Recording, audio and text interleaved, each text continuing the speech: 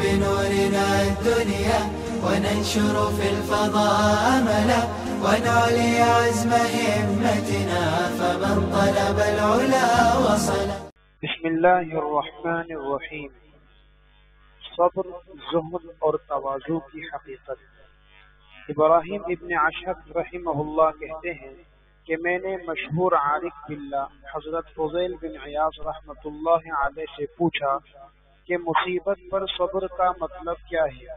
تو انہوں نے جواب دیا کہ صبر کا مطلب یہ ہے کہ تم ان مصیبتوں کو کسی سے بیان نہ کرو. پھر میں نے زہد کی حقیقت پوچھی تو انہوں نے فرمایا کہ زہد قناعت کا نام ہے اور یہی اصل میں غنا ہے. اس کے بعد میں نے ورع کے بارے میں دریافت کیا تو آپ نے فرمایا کہ گناہوں اور محرمات سے بچنے کا نام ورع ہے. اسی طرح میں نے جب تواضع کی حقیقت کے بارے میں معلوم کیا تو حضرت نے فرمایا کہ تواضع یہ ہے کہ تم حق بات کے سامنے آنے پر سر تسلیم خم کر دو، اور اگرچہ اس حق بات کا بیان کرنے والا شخص لوگوں میں سب سے بڑا جاہل ہی کیوں نہ ہو. یعنی یہ نہ دیکھو کہ کہنے والا کون ہے، بلکہ اس کی کہی ہوئی بات پر دھیان دو. اگر وہ حق ہو تو اسے قبول کرنے میں تأمل نہ کرو، یہی تواضع ہے. 3 نصیحتیں.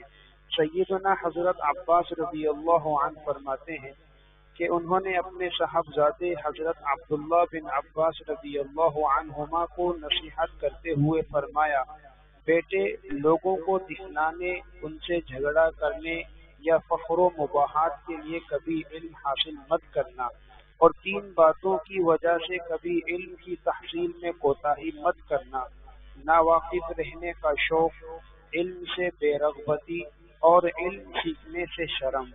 یعنی مذکورہ 3 باتوں کی وجہ سے علم حاصل کرنا مت چھوڑنا. علم کے ساتھ علم کی اہمیت.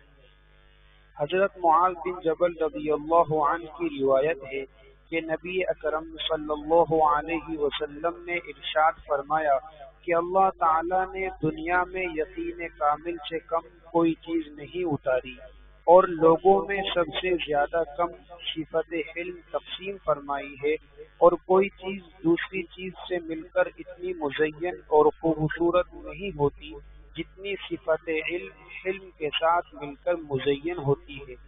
یعنی جس شخص میں کمال علم کے ساتھ بردباری اور ناگوار باتوں پر تحمل کی صفت بھی پائی جائے تو اس کی عزت و شرافت میں 4 چاند لگ جاتے ہیں.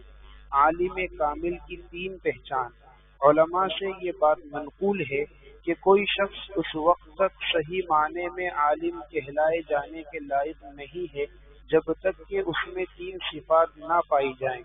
نمبر 1، علم میں اپنے سے کمتر کو حقیر نہ سمجھے. نمبر 2، اپنے سے برتر سے حسد نہ رکھے.